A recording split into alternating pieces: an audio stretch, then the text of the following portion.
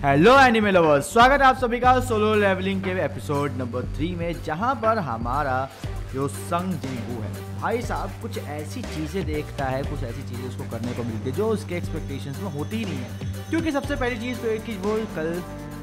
जिस डंजन में मरने की हालात में था, जहाँ पर उसके हाथ पैर अलग हो चुके थे, उसका दिल बस कुछ मिली सेकेंड्स के लिए धड़कने वाला था, आज वो बेड पर बैठा हुआ है, हाथ पैर उसके सही सलामत है, कोई चोट के घाव के निशान नहीं और बहुत ही तेज़ी से हील कर रहा है। जिसको देखकर वो काफ़ी ज़्यादा शॉक्ड होता है, आखिर ये हो क्या रहा है, क्या मैं सपना देख रहा था। जिसके बाद हंटर्स एसोसिएशन से कुछ लोग आते हैं जो बताते हैं कि शायद तुम सेकंड अवेकनिंग में गए हो और तुम दूसरी बार अपनी जो पावर्स है, तो तुम अपना मैजिक है वो अवेकन कर पाए हो। अब इस बात को सुनकर जो हमारा संघ है वो बहुत ज़्यादा खुश होता है कि चलो अब मैं शायद अपनी ई रैंक से कुछ बी या सी या एस रैंक तक जा सकता हूँ।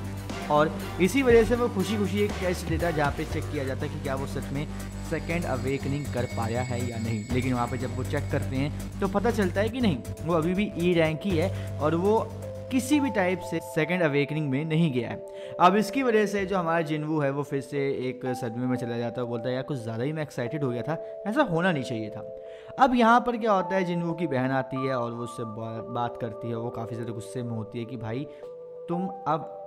ऐसा कुछ भी नहीं करोगे, तुम्हें पता है तुम 3 दिन से गायब थे, तुम 3 दिन से ऐसी जगह पे थे जहाँ पे हमें पता भी नहीं कि तुम क्या सोच रहे हो क्या नहीं कर रहे हो, तुम कोमा में थे। जिसके बाद जिन्वू जो है वो उसकी डांट को हंसते हंसते सुनता है, लेकिन फिर वो अपनी बहन से पूछता है कि क्या तुम्हें ये चीज़ दिखाई दे रही है। क्योंकि उसी समय एक और फ्लोटिंग विंडो में देखने को मिलता है जो एक तरीके का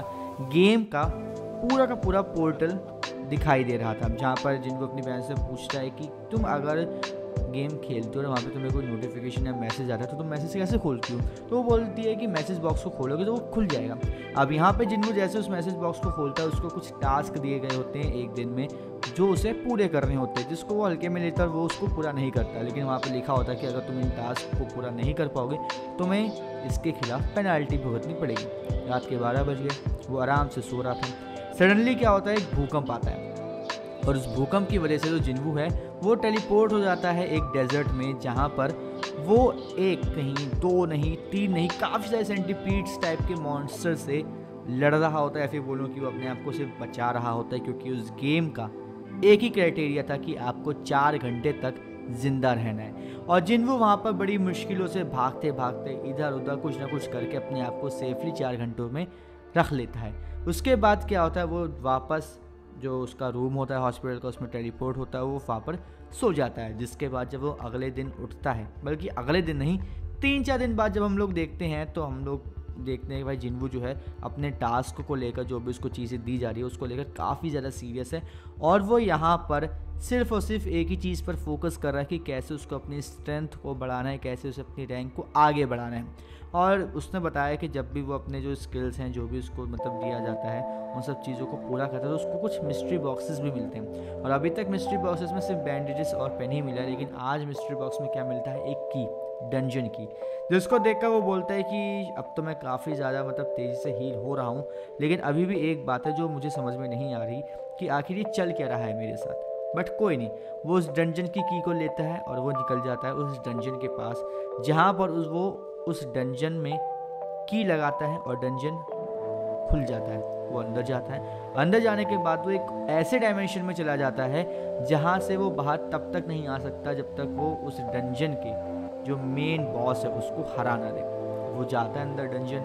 डंजन में उसको काफ़ी सारे गॉब्लिन्स मिलते हैं जो इतने ज़्यादा खतरनाक नहीं होते मॉन्स्टर्स की कैटेगरी में जितने बाकी होते हैं। अब वो जाके गॉब्लिन से लड़ता है, लेकिन वो स्टार्टिंग में लड़ने में मतलब इतना ज़्यादा नहीं कर पाता, बट धीरे धीरे वो क्या करता है, अपनी स्ट्रेंथ को याद करता है, वो उसको थोड़ा सा पकड़ के रखने लग जाता है, उसको समझ में आता है कि नहीं मैं थोड़ा सा पावरफुल हो चुका हूँ, और फिर वो उन गॉब्लिन्स पर हमला करना शुरू करता है। विदिन मिनट्स वो तीनों गॉब्लिन्स को ख़त्म कर देता है। लेकिन वो यहाँ पे थोड़ा सा रुक पाता, थोड़ा सा सब्र कर पाता, कुछ सोच पाता, तभी वहाँ पर एक एंट्री हो जाती है लाइकन की, या फिर बोलूँ फॉक्स की, जो एक मॉन्स्टर है। और वहाँ पर वो जो लाइकन था वो काफ़ी ज़्यादा अग्रेसिव था, वो जिन्वू को एक भी मौका नहीं दे रहा था कि वो किसी भी टाइप से कुछ भी हमला उसके ऊपर कर पाए। अब यहाँ पर उसकी जो ब्लेड होती है वो उससे उस लाइकन से लड़ने की कोशिश करता है, बट वो नहीं कर पाता, क्योंकि लाइकन का जो नीचे वाला वो जॉ होता है वो प्रॉपर मेटल का बना होता है, इसकी वजह से जो उसकी ब्लेड होती है वो टूट जाती है। और इसके बाद लाइकन एक बार उसके ऊपर भागते हुए हमला भी करता है, जिसके नाखूनों का एक स्क्रैच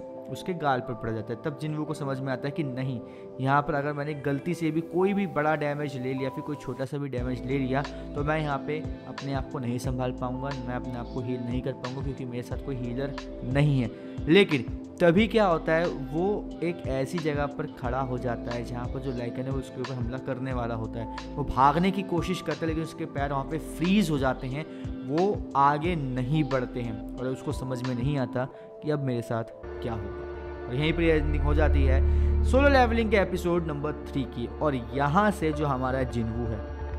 वो अब धीरे धीरे काफ़ी तेज़ी से ग्रो करने वाला है और काफ़ी तेज़ी से चीज़ें जो हैं जिन्वू की लाइफ में अच्छी होने वाली। बट अभी भी 3 चीज़ हैं जो आज के एपिसोड में रह गई हैं, जिसके बारे में आपको बताना बाकी था। सबसे पहली चीज़ तो ये, मिस्टर सॉन्ग जो वहाँ पर एक तरीके से अपना कैप्टन या लीडर बन के गए थे लास्ट एपिसोड में, उनका एक हाथ गायब हो चुका है, जो हम लोगों ने एपिसोड में भी देखा था। बट यहाँ पर क्वेश्चन ये उठता है कि आखिर भाई जिस बंदे के ऊपर इतने सारे हमले हुए थे, जिसके हाथ पैर अलग कर दिए गए थे, वो बंदा कैसे हॉस्पिटल में वापस आता है। तो इसी चीज़ से रिलेटेड वहाँ पे जो आए थे हंटर एसोसिएशन से, वो यही पूछ रहे कि क्या तुम सेकंड अवेकनिंग में आए हो, तभी तो तुम बच पाए हो, वरना बाकी सब तो कोई बच नहीं पाया। वहीं पर ही वो जो हमारा जिन्वू है वो ली जूहीज़ के बारे में भी पूछता है कि भाई वो कैसी है। तो वो बताते हैं कि वो काफ़ी ज़्यादा ट्रॉमेटाइज हो चुकी है, उसको साइकेट्रिक्स की हेल्प दी जा रही है और वो शायद ही दोबारा वापस एज अ हंटर इनरोल कर पाएगी, वापस आ पाएगी। जिसके बाद हम लोग एपिसोड में देखते हैं कि उसको एक बी ग्रेड जो है क्या कहते हैं डंजन या गेट है उसमें जाने के लिए बुलाया जाता है, बट वो यहाँ पे डिक्लाइन कर देती है क्योंकि उसकी हिम्मत नहीं होती है। उसको उसी टाइम बताया जाता है कि जो जिन्वू है वो ठीक हो चुका है। वो जिन्वू से हॉस्पिटल में मिलने जा रही होती है बास्केट में कुछ फ्रूट्स और फ्लावर्स लेके, लेकिन तभी वो देखती है कि सब बात कर रहे होते हैं जिन्वू की, जो 3 दिन से लगातार, मतलब जब से वो थोड़ा सा हील हुआ है तब से ही वो लगातार रनिंग करता है, अपनी बॉडी को मेंटेन करने की कोशिश करता है। जिसके बारे में नर्सेज बात करते हुए ये कहती हैं कि इसको 3 दिन हो चुके हैं और 3 दिनों से लगातार ट्रेनिंग कर रहा है। जब हमने इससे पूछा कि तुम ऐसा क्यों कर रहे हो, तो वो बोलता है कि हमें मतलब पर्सनली मुझे अपने शेप में रहना है, चाहे कुछ हो जाए, मुझे अपनी शेप को ख़राब नहीं करना, अपनी बॉडी की शेप को ख़राब नहीं करना है। जिसको देख के जो ली जूही है वो वहाँ से भागते हुए चली जाती है, लेकिन वो कहाँ जाती है, क्या करती है, इसके बाद कोई भी हिंट दिया नहीं गया है। तो देखते हैं आने वाले एपिसोड में क्या क्या होता है, कैसे कैसे होता है, क्योंकि बाकी आप हमें कमेंट करके ज़रूर बताइएगा कि आपको सोलो लेवलिंग का जो एनीमे है, जितने भी अभी तक एपिसोड्स आए हैं, और उसको देखकर क्या सच में एक्साइटमेंट हुई है या नहीं। और इसी तरीके से सोलो लेवलिंग के आने वाले सभी एपिसोड के बारे में जानने के लिए, हिंदी में जानने के लिए चैनल को सब्सक्राइब कर लीजिए, बेल आइकन को दबा लीजिए ताकि आपसे मिस ना हो सोलो लेवलिंग के आने वाले किसी भी एपिसोड का कोई भी हिंदी अपडेट।